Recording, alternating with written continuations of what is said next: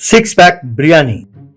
उस गांव के पास हाईवे में जो ढाबा स्थित था वो बहुत मशहूर था। उस ढाबे का नाम था भीम बिरयानी होम। उस ढाबे के बाहर एक बहुत बड़े बोर्ड में बड़े बड़े अक्षरों में लिखा था सिक्स पैक बिरयानी स्पेशल। उस ढाबे का मालिक का नाम था संतोष। एक बार एक आदमी आया और बिरयानी का पार्सल ले जाते हुए, ये क्या? मैंने बाहर बोर्ड देखा और सोचा कि एक बिरयानी का पैसा लेकर तुम 6 पैकेट बिरयानी बनाकर दोगे, लेकिन आप तो एक ही बिरयानी पैकेट दे रहे हो। तब संतोष, अरे 6 पैक बिरयानी में नहीं, इसे परोसने वालों में है, उन वेटरों को देखो, ऐसा कहा। तब उसने देखा कि वहाँ पर 3 वेटर थे, राजेश, रूपेश और भूपेश। उन तीनों का 6 पैक बॉडी था। तब उन्हें देखकर ग्राहक 6 पैक कहकर आप इन्हें दिखा रहे हैं, यूं कहकर वहाँ से चला गया। नौजवान और कॉलेज के स्टूडेंट्स ढाबे में सिर्फ उन तीनों को देखने के लिए आते थे और सोचते थे कि वो कब इनकी तरह बॉडी बनाएं। जब ये तीनों परोसते थे तो खुशी खुशी खाकर ग्राहक वहाँ से चले जाते। इतना ही नहीं, वे तीनों कभी कभी लोहे के सरिये को मोड़ते थे और टेबल के ऊपर ईंटें रखकर उन्हें एक ही मार से तोड़ते थे और ऐसे कई करतब करते थे और लोगों का मनोरंजन करते थे। एक दिन 2 व्यक्ति ढाबा आए। भूपेश आकर उनसे, आप क्या लेंगे सर? उनमें से जिस व्यक्ति ने टोपी पहना था वो, 2 बिरयानी लाना भैया। तुम्हारा नाम क्या है? मेरा नाम भूपेश है सर, ऐसा कहा। फिर वो बिरयानी लेकर आया तो ये दोनों बिरयानी खाने लगे। तभी राजेश, रूपेश और भूपेश अपना हुनर दिखाने लगे। इन दोनों ने देखा। बाद में टोपी पहने हुए व्यक्ति ने इन तीनों से, भाई तुम तीनों कमाल के हो। अगर तुम तीनों एक दिन मेरे पास आकर ये करतब दिखाओगे तो मैं तुम तीनों को 1-1 लाख रुपए दूंगा। तब राजेश, क्या कह रहे हैं सर? क्या आप सचमुच हम तीनों को ये करतब दिखाने के लिए 1-1 लाख रुपए देंगे? तब उस व्यक्ति ने तुरंत अपने जेब से 30,000 रुपए निकाले और उन तीनों को देते हुए, ये तो सिर्फ एडवांस है, काम पूरा होने के बाद। तब राजेश, काम पूरा होने के बाद? क्या काम सर? हमें तो सिर्फ करतब दिखाना है ना सर। तब वो व्यक्ति, वो बिल्कुल कर्तव्य तो है, प्रोग्राम है। एक्चुअली हमें एक चैनल के लिए शूट करना है। जैसे ये प्रोग्राम खत्म हो जाएगा हम बाकी पैसे तुम्हें मिल जाएंगे। तब राजेश और खुश होकर, अच्छा शूटिंग? अरे वाह सर, ये तो बहुत बढ़िया बात है। कहकर वो पैसे लेते हुए, तो बताइए सर, शूटिंग कब है? तब वो व्यक्ति, हम तुम्हारे संपर्क में रहेंगे और तुम्हें जरूर खबर कर देंगे, ठीक है? कहकर वहाँ से चला गया। एक दिन रात को राजेश, रूपेश और भूपेश कार में बैठकर उन दोनों के साथ जाने लगे। राजेश, सर हमारे ये करतब देखने के लिए कितने लोग आएंगे सर? तब वो टोपी वाला व्यक्ति, अरे बहुत लोग देखेंगे, कई हजारों लोग। इस तरह बहुत बड़े जेल के पास आकर वो गाड़ी रुकी।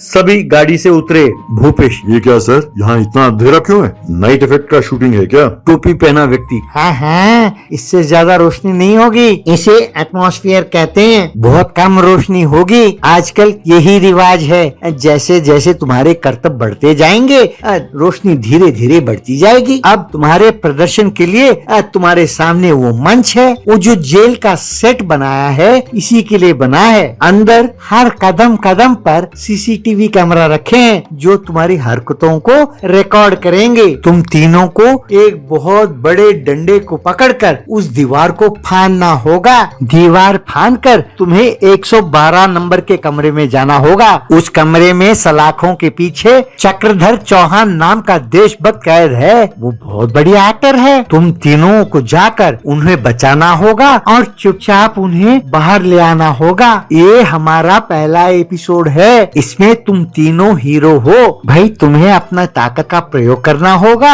और जेल की सलाखों को मोड़ देना होगा। बाद में तीनों को अंदर जेल के कमरे में जाना होगा। वहाँ राजेश को अपने दम से जोर से मारकर ताले को तोड़ना होगा। तब चक्रधर चौहान बाहर आएगा। ये सब होने से रोकने के लिए पुलिस वाले दौड़े दौड़े आएंगे। तब भूपेश को एक पिस्तौल दिखाकर, भाई नकली है, दिखाकर पुलिस वालों को धमकाना होगा। समझ गए ना? बस तुम तीनों को अपने एक्टिंग का कमाल दिखाना होगा, ठीक है? तब राजेश, सर कमाल है सर, बहुत मजेदार है। वैसे सर इस सीरियल का नाम क्या है और इसका डायरेक्टर कौन है सर? तब वो व्यक्ति, भाई मैं ही इसका डायरेक्टर हूँ, मेरा नाम है राम नेपाल वर्मा और इस सीरियल का नाम है 1.5 दिमाग 6 पैक वाले।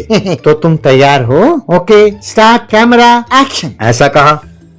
तब तीनों ने बहुत बड़ा डंडा लिया और जेल के दीवार को फांदा। अंदर गए, सलाखों को मोड़कर जेल का ताला तोड़ा और चक्रधर चौहान को बाहर निकाला और वापस आ रहे थे कि तभी संतरी वहां पहुंचा। तब भूपेश ने उसकी ओर पिस्तौल को ताना और उसे धमकाकर किसी तरह चक्रधर चौहान को बाहर ले आए।